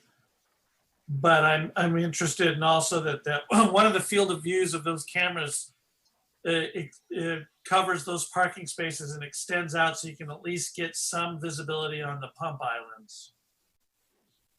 Yeah, and Aaron Brumley is our district manager. Aaron, are you, do you have off the top of your head, locations of our exterior cameras? Aaron? Well, can I suggest can you this? hear me? Oh yeah, hi Aaron. Yeah. Hi, sorry, I had to take myself off mute. So right now, there is no exterior cameras at the particular site, but in the next month or 2, we're going to be upgrading our camera system, our security camera system in my entire district. And we'll have a minimum of 4 cameras outside and 8 cameras inside. So every inch inside and outside the store will be covered by a surveillance camera. That's perfect. That's all I need to know. I'm more interested. I appreciate the interior surveillance, and that's certainly good for law enforcement to ID suspects. But if they don't know how they got there by bike or car, that's just a little bit of evidence, extra evidence that if we have that is great for law enforcement. So I appreciate that. I would like to specify in the conditions of approval once we get there that surveillance include cameras both on the interior of the mini mart and exterior to the mini mart. And that's really all the questions I have. Anybody else from the commission? Okay, then I'll open public comment. We did receive the 2 emails that have been included into the record, 1 opposed, 1 in favor. And then I see we have 1 member of the public wishing to speak on this item. Ms. Green, could you allow Mr. Crockman to make his comments? Thank you. Yes, Mr. Crockman, you may proceed. Hello, commissioners. Thank you for the opportunity to weigh in on this request for a conditional use permit. Generally, I find it difficult that government likes to set up these artificial forms of scarcity that the community has to deal with if there isn't some overriding reason to do so.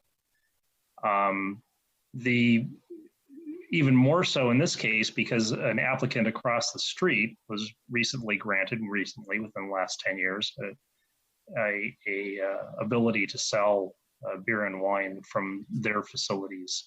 And so refusing this facility the same ability would seem to be government selecting essentially winners and losers, those who can and cannot support their business goals and in a sense, sales tax so sorely needed in our city.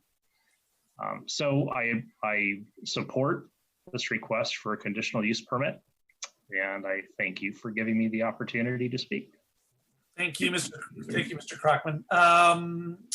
Seeing no one else from the public wishing to speak on this, and we have no additional emails, Ms. Green or Ms. Colgan? No, we don't.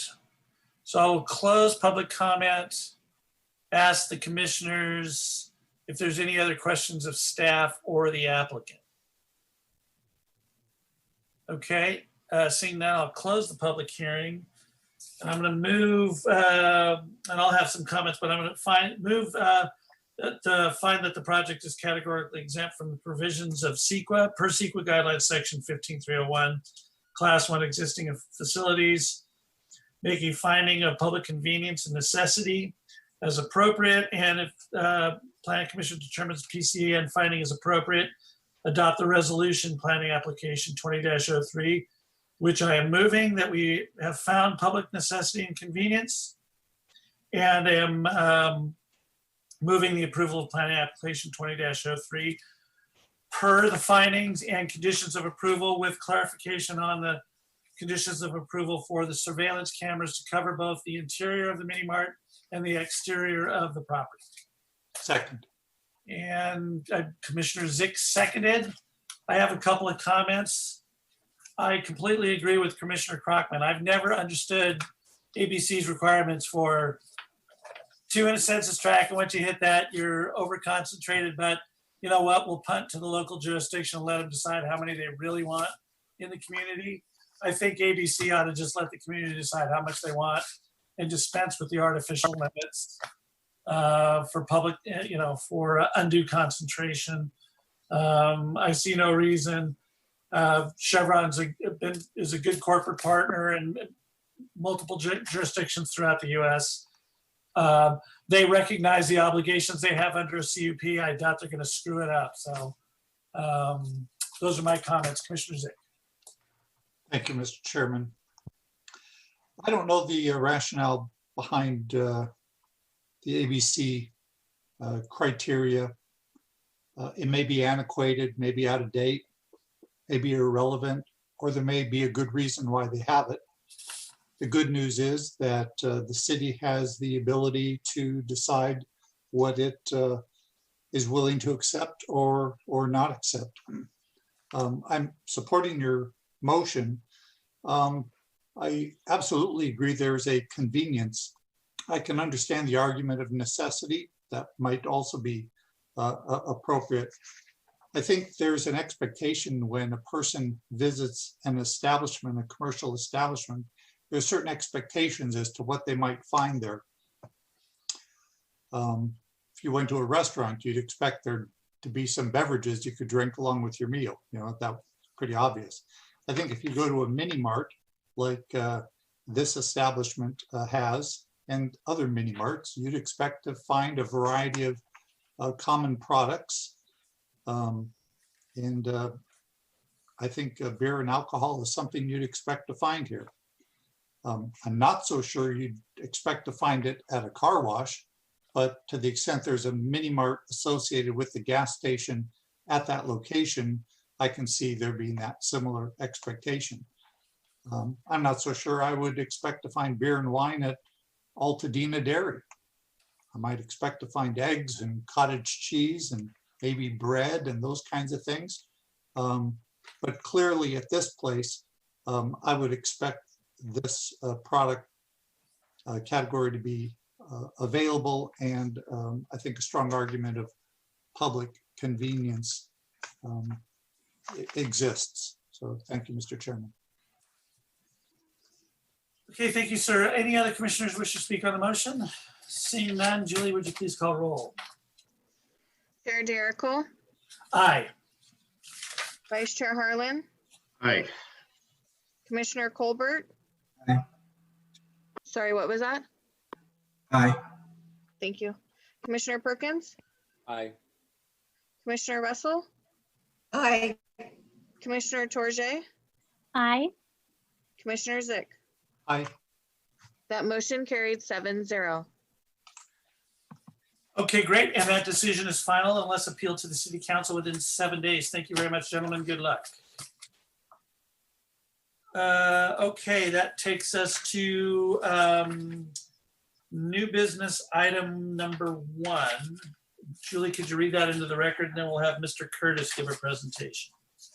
New business item number 1, update regarding city council actions to assist restaurants under COVID-19. Okay, great. Mr. Curtis, floor is yours. All right, let me unmute myself here. Thank you, Mr. Chairman, members of the Planning Commission. At your last meeting, I believe it was your last meeting, I've lost track. The Planning Commission asked for an update of actions that the city was planning to take to assist businesses move forward under the new standards of post-COVID-19 reopenings. So that's what I'll be doing this evening. Previous state and local mandates prohibited on-site dining at restaurants after the initiation of the COVID closures. As of May 23rd, though, the County of Orange entered phase 2 reopening of certain businesses, which did include restaurants for dine-in use. Reopening of such restaurants is subject to their readiness to implement and to comply with specific guidance and restrictions. Predominantly due to these new physical distancing protocols and other best practices, dine-in restaurants are seeing that their previous dining capacities are reduced on average by approximately 50 to 70%. In an effort to address this reduction in capacity and really to try to help restaurants in what we see as almost an existential crisis here, staff prepared a number of temporary measures which the City Council adopted via an urgency ordinance at its last meeting on June 2nd. These temporary measures fall into 3 general categories: allow temporary dining areas on private property in non-parking lot areas, allow temporary dining areas within the parking lots and private property, and allow temporary outdoor dining within the public right-of-way. Additionally, the urgency ordinance also allowed temporary waiver of required valet parking. As you know, there are certain restaurants that have required valet parking to meet parking standards. And finally, the last item really doesn't relate to restaurants, but it relates to another class of business that was allowed to open with social distancing, and that being religious institutions. And what the City Council also did was allowed religious institutions to temporarily use parking lots and other open spaces on their properties to conduct religious services. The term of all of this through the ordinance was for 180 days. And the city council will, if necessary, consider extensions of that as we get close to the expiration of the ordinance. So kind of going over each of these specifically, the first kind of lowest hanging fruit was providing open dining area opportunities on private property. Many properties have oversized sidewalks, plazas, and other areas where outdoor seating can be provided. The zoning code permits outdoor seating by right if the seating is not placed in required setbacks or landscape areas. We're not really talking about that here. We're talking about special standards on top of that. Staff's belief is that impacts from parking by potentially expanding outdoors are expected to be limited because of limits on indoor seating under the state's, county, and new guidance and regulations. Really what we're intending here is for restaurants to more or less be able to approximate their previous capacities prior to COVID. And so in these cases, it could be approved by rights as long as they meet a number of parameters that were established. Moving on to dining within private parking lots. Many properties do not have open space outdoors outside of their parking lots to accommodate additional outdoor dining opportunities. So we recommended and the city council adopted the ability to consider these on a case-by-case basis because of possible impacts, as well as in consideration of safety for patrons, to limit those types of conflicts between vehicles and seating area within what's normally a parking area. These proposals would be, as I said, considered on a case-by-case basis, subject to staff approval of a temporary use permit, subject to, again, a number of parameters. And then the third area where we looked at enhancing outdoor dining opportunities is within certain areas of the public right-of-way. Kind of the low-hanging examples here are areas where there's excess public right-of-way adjacent to a restaurant, which might include a wide sidewalk or extra right-of-way behind the sidewalk. In those cases, or even actually using portions of the street for additional dining under certain circumstances, those would be subject to additional city review. However, in areas where it's believed that the sidewalk or other public right-of-way can safely permit both seating and required pedestrian access, outdoor dining can be permitted by the city. In such cases, a temporary use permit would be considered by the Planning Commission, and an encroachment permit would also be required by the Public Services Department. I touched on it briefly, but valet parking requirements were also waived for 180 days. Staff believes with social distancing requirements and other best practices, it doesn't make sense at the present time. And we don't believe that the public would use valet services right now, so we recommended the city council waive that for the next 180 days. And then finally, again, due to social distancing requirements and to allow flexibility for religious institutions to approximate their previous capacities, religious services were approved to be temporarily permitted to occur in adjoining parking lots and on-site open areas at church facilities. All of these, as I said, were proposed to be allowed for a period of 180 days. We absolutely will reevaluate that, and we'll return to the city council for consideration of extensions if it seems necessary when we get to that time. That concludes my prepared remarks. Staff's recommendation is that the Planning Commission, after discussion, receive and file this matter. Mr. Curtis, thank you very much for your report. Commissioners, questions? I see Commissioner Zick has some, and Commissioner Perkins as well. So Commissioner Zick and then Commissioner Perkins. Thank you, Mr. Chairman. You can usually count on me for at least a couple questions. So Mr. Curtis, in terms of the approvals for these three different categories, the first category, which you identify the outdoor dining on private property, you indicate that no city approval is required for that condition or that operating model. Is that correct? Yes, that's correct.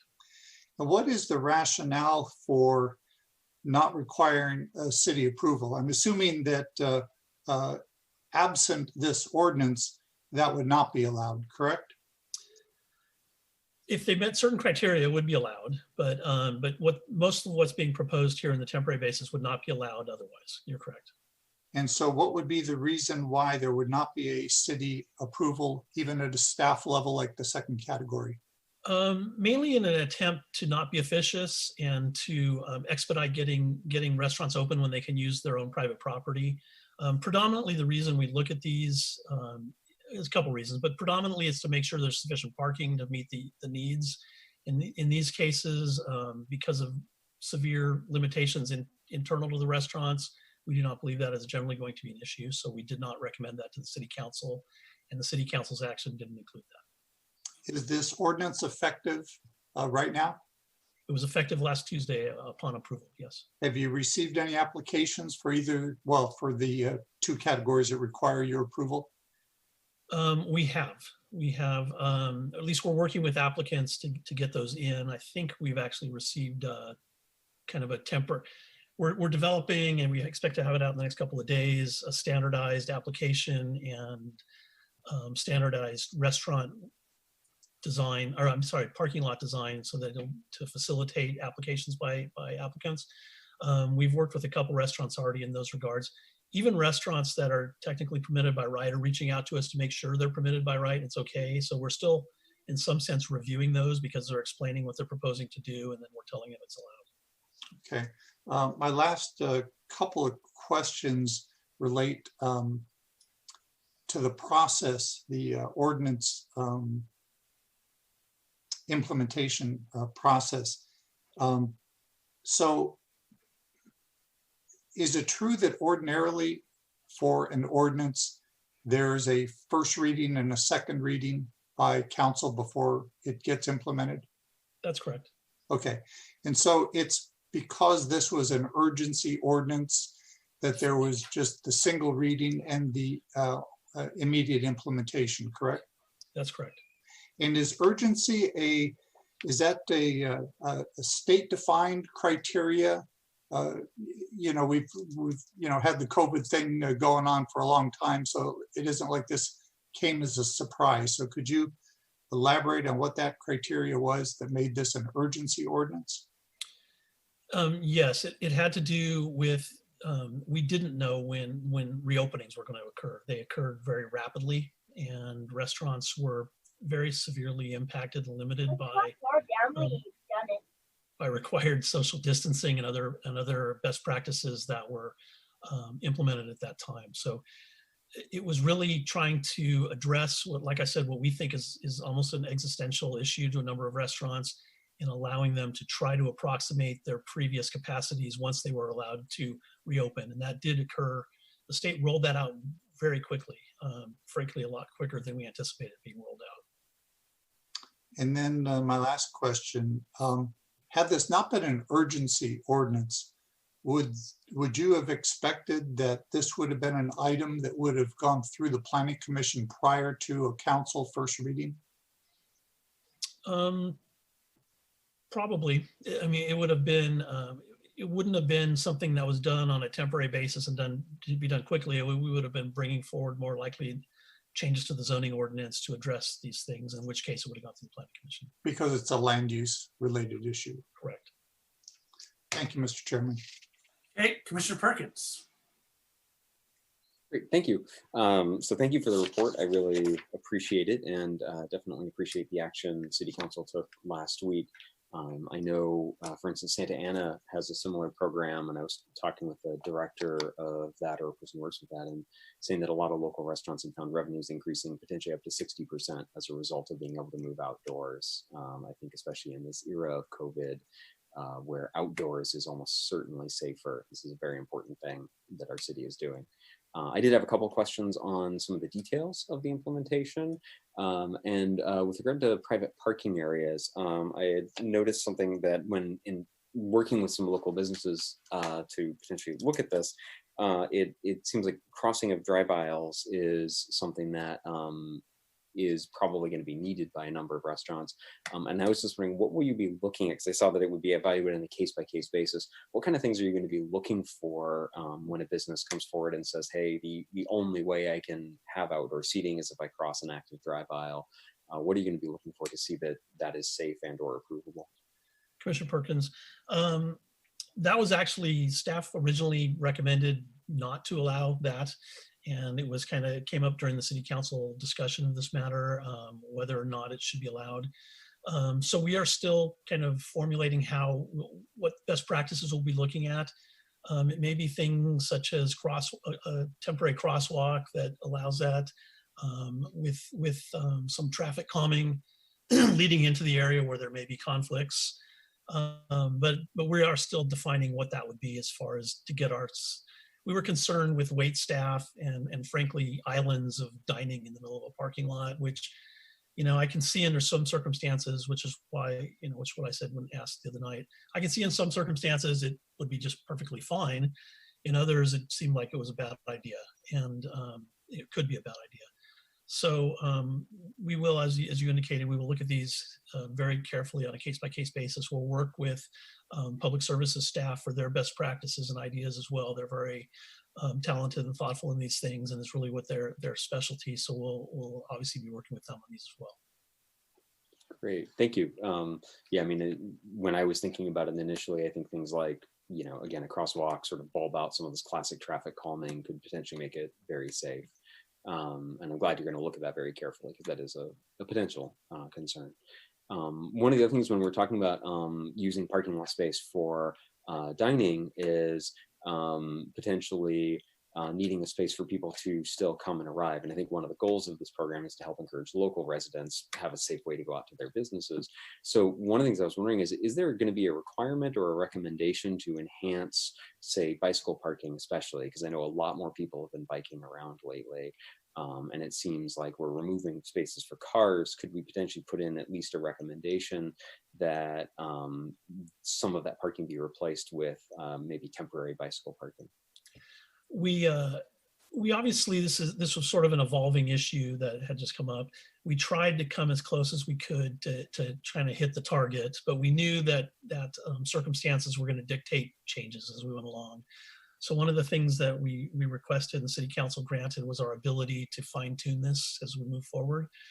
So that item isn't specifically addressed in this. I do think, part of the reason people go to restaurants, one reason people go obviously is because they want to go to the restaurant. But one reason people choose sometimes not to go to a restaurant is because there's nowhere to park. It's inconvenient to park. They'll go somewhere else instead of having to wait. I honestly think that in these times, people will make similar choices if there's nowhere for them. If they want to ride their bikes to restaurants or walking maybe not a problem, but if they want to ride their bike and there's nowhere to leave their bike that's safe, or it's ineffective or inconvenient, people may choose also not to go there, or we will see that. So we will absolutely be, when people are talking about using parking areas and things like that, one of the things we'll be discussing with them and working with them in their temporary use permit will be to ensure that they think about bike parking and provide additional where possible and appropriate. Great, thank you.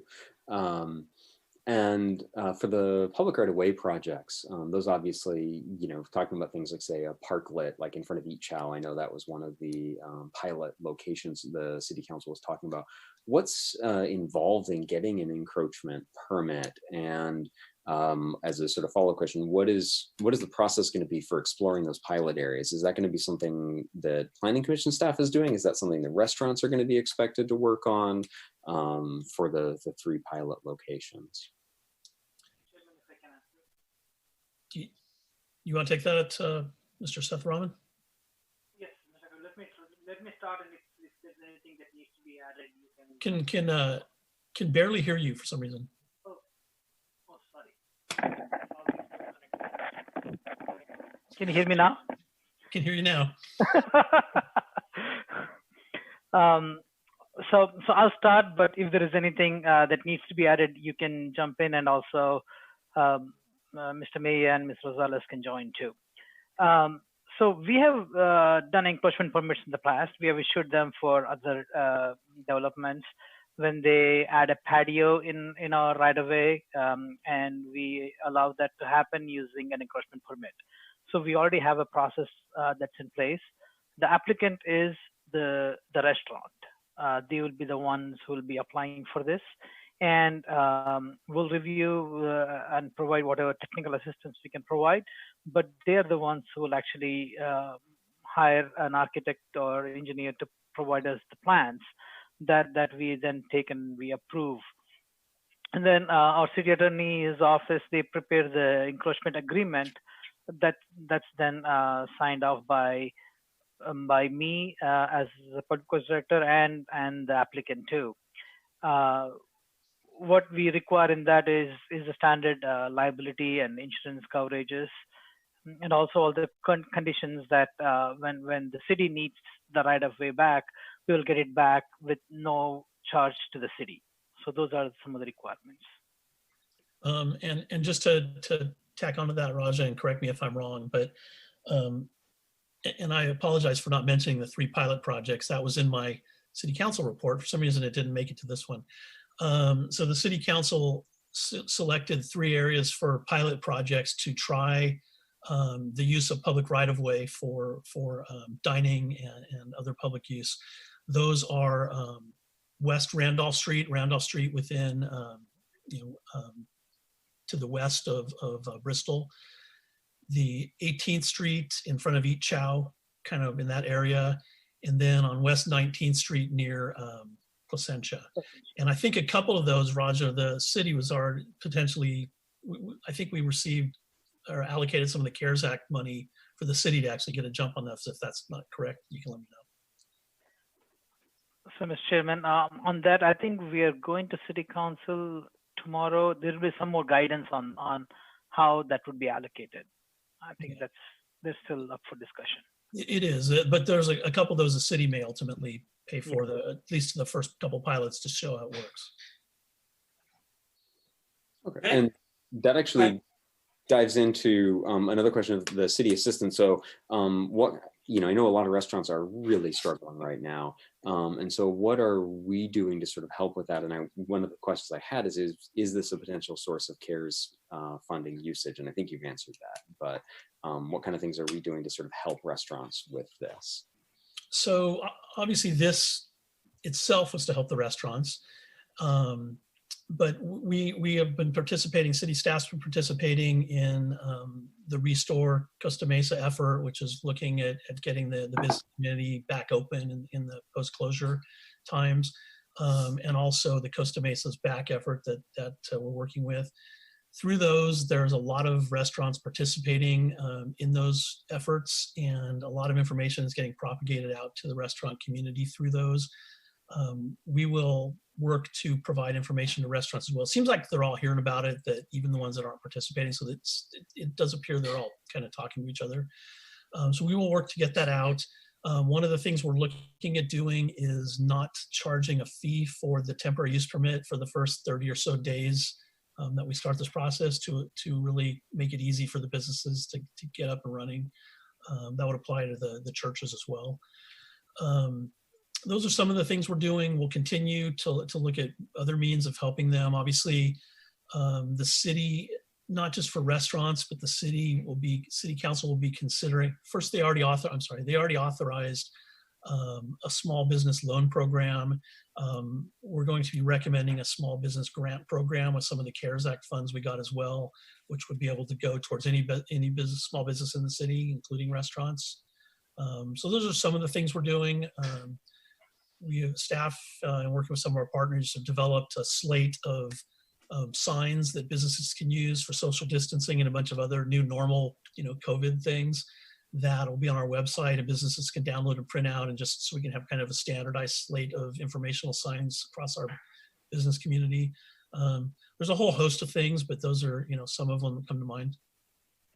Yes, and Mr. Rosales has information on vendors who can provide the traffic control that some of the businesses might need. For example, if they need a water-filled crash cushion, we'll have a contact or vendor who can provide that and a cost for that. So that information will be available. Fantastic. And this seems like an I don't know, it almost seems like a unique opportunity in that, you know, we're looking at doing this sort of urban experiment almost, and cities around the nation are as well. Do we have any plans to collect data to sort of measure success or find issues on this? And because if we do want to consider continuing it, who knows where COVID is going into 2021, or maybe perhaps we just like what comes out of this with a sort of more sort of al fresco city, if you will. What do we have any plans to collect at a city level data on this? I know we're strapped on time and cash, so I know that might be very challenging. Commissioner, that's you kind of hit it on the head at the last comment there. We have not. We always like data. Data helps us make informed decisions. We have not planned for that, although you know, in discussing this with a couple other folks, we may request or give an opportunity to businesses and restaurants that participate in this to provide us some data. But staff-wise, we just don't have the ability, especially under the forthcoming budget, to really dedicate staff to collecting this data. So it may be a self-reporting thing that we look at, but that would probably be the limit at this point. Great. And my last question, and I appreciate my commissioner's patience on this topic with me, is I was wondering, what are we doing at a city level to possibly encourage biking and walking to these restaurants? And again, the sort of context for this is, again, we're removing parking. We are potentially making it more challenging to get there by closing public rights of way. And so it seems to me logical that we're going to have many more people biking and walking, and especially in COVID-19 with need for social distancing. It feels like a citywide like residential slow streets program or some, you know, extended sidewalks as part of these pilots might be useful. Do we have any plans at a city level to move forward with those things? Mr. Chairman, at this point, Commissioner Perkins, at this point, this is limited to the scope that Mr. Curtis went through, which is looking at parklets, looking at offsite parking and other private areas. There are no other plans at this point, but those are things that we can look into as we get requests or as we find the need for additional measures. Yeah. Great, thank you. I personally think it would be worth looking into, but of course I'm one voice of many. So thank you very much. And again, thank you for your patience, fellow commissioners. Thank you, Commissioner Colbert, and then Commissioner Tourget. Thank you, Mr. Chairman. Mr. Curtis, one quick question, and this is more so like an administrative question that I want to understand our oversight. When you responded to Commissioner Zick's question about his question of if this wasn't an urgency ordinance, like would it potentially come before the commission? I'm just curious to understand like how this would differ from a street closure or an event permit. And I think Mr. Seth Roman alluded to it in the encroachment permit like requirements, but why would something like this need to come before the commission as opposed to being like a staff review? Like what would make it, what kind of elevates it to the platform to where we need to review it versus it being just a staff review? Because you're already reviewing the individual applications on a one-to-one, and I imagine for events or street closures, you kind of do that anyway. So why would it come to us? Like, curious of that. So Commissioner, I think the examples you're giving you're probably correct. Things having to do with temporary street closures, other things like that would not go to the Planning Commission. That's a city council or even staff level issue. What I was referring to specifically was allowing restaurants to increase seating area beyond standards, which requires additional parking, and we're not requiring them to provide that right now. So if this was not a temporary nature and I'm done on an emergency basis, and we wanted to just allow businesses to have a lot more seating outdoors, that would be something that would be a change to the zoning ordinance. I got you. Okay, thank you for that clarification. That's helpful. Okay, Commissioner Tourget. I have a follow-up question to that question, and commissioners as well. So if this temporary situation were to, let's say in 180 days, there was a decision or there was a feeling that we wanted to extend this beyond those 180 days, would this be something that would come back to Planning Commission and then to City Council? Or would it be something that is approved again by City Council. And I ask because it might not be an emergency situation in 180 days. So what would the process be? It's an urgency ordinance. The process at that point would be to bring that ordinance, because the City Council adopted it, it would be to take it back to the City Council. Now, if the City Council wanted to relook at the issue and wanted to look at it, they could absolutely request that the Planning Commission review it in advance of the City Council. They could take action. They could also ask for Planning Commission input as well at that time, depending on kind of what the circumstances are and what the City Council wanted to do. And then staff and, thank you, that was very helpful. And then staff and Planning Commission in the future might need to adjust some ordinances to be able to match that ordinance? It's possible. I mean, one possibility is the world, goes back to normal kind of, and we just decide that we liked how it was and we go back to, enforce our standards. After 6 months, it's also possible that we see, it's hard because it's going to be somewhat unique circumstances with social distancing and things. If restaurants were allowed to bring everybody back in and people embrace that and pack the restaurants like they used to, it's at least without showing decreased demand for parking, it's hard to justify allowing the restaurants to essentially get bigger without providing additional parking into that. However, as we move through this process, I think, to Commissioner Perkins' point about data, one area we may collect data is if we get complaints that there's not sufficient parking, if we get complaints of parking spilling into residential neighborhoods, things like that, that's one form of data we may get. We may have code enforcement go out and say, yeah, the parking lot's packed, people are parked all over the neighborhood. It's a disaster, not disaster, but it's creating a nuisance on the community. We may be able to get some data in a negative manner that way. On the flip side, if we don't get any complaints and everyone's harmonious and it seems good, it may be worth it at that point for the city to maybe reconsider some of its standards. Probably that would be done through the Planning Commission, but to relook at its standards on a longer term basis and maybe potentially consider changing the code. Thank you. Okay. So I'm going to open this for public comment. Ms. Green, is there anyone in the public wishing to speak to this item? Is there anyone on the line on the Zoom call that wishes to speak to this item? You click the raise hand button. Mr. Chairman, we don't have anybody that wishes to speak at this time. Okay, then I'll just close public comment. I'm going to just offer a thought before I move to receive and file. Appreciate the council's action on this. Several restaurateurs that I've talked to in town, this has been an extraordinarily difficult time. Talked to a couple, they're still not sure they're going to make it, even though there's kind of the soft opening happening. So anything we can do to help them on an emergency basis is good. I would strongly suggest that we monitor very closely how well this works, because to go back to what I believe Commissioner Tourget was alluding to, that I would like to see happen, hopefully the data works out. I've always thought we need to re-engineer our parking standards in the city relative to restaurant uses and retail uses.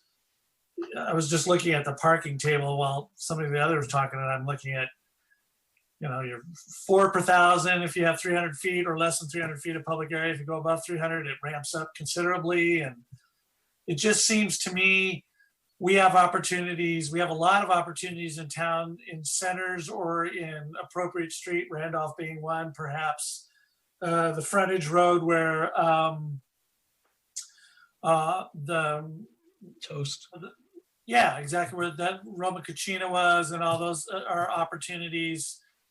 One of the things I love about Main Street, Huntington Beach, is you've got the Shake Shack, you got Killarney's, you got Baja Sharkies, all that street alfresco dining, which has been pushed out. Obviously, that used to be or is public right of way, and then they do cut out parking. There's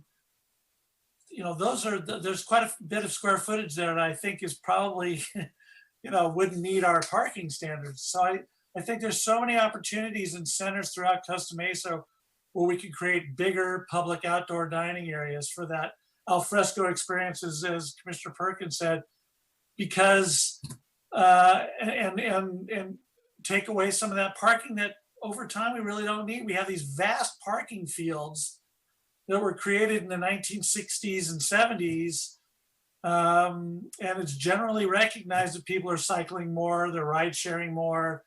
I'm of a mind that if you create more parking, more people will come. I think there's an opportunity. Well, if you take away some parking, maybe as many people won't come, and more of the more local neighborhoods will come to those establishments and patronize them. So I'm hoping long-term that when we look at our parking standards, we look at it with an eye of taking some of these centers and creating bigger outdoor dining spaces where we can create a kind of a more lively, funky, good vibe, alfresco type of atmosphere, rather than just have everybody go indoors and leave their cars baking on these huge fields of asphalt. So if anyone else has any final comments, I'm going to move to receive and file if there's a second. Second. Okay, seconded by Commissioner Perkins. Any other final comments? Okay, Julie, could you call the roll?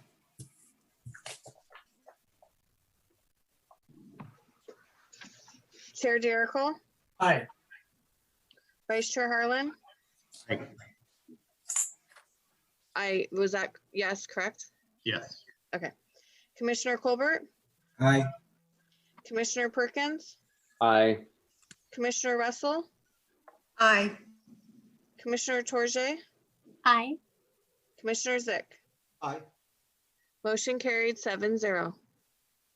Terrific. Thanks for the report, Barry. And hopefully this is going to be an interesting new experiment. So public services report tonight, Mr. Mejia. No reports tonight, Mr. Chairman. Mr. Curtis, development services report. None tonight, Mr. Chairman. Okay, Mr. Preziosi, city attorney. None tonight, Chairman. Okay, thank you very much, commissioners, staff, very much. To all our first responders, thank you for your hard work and be safe out there. And we will stand in adjournment until our regularly scheduled meeting of Monday, June 22nd. Good night.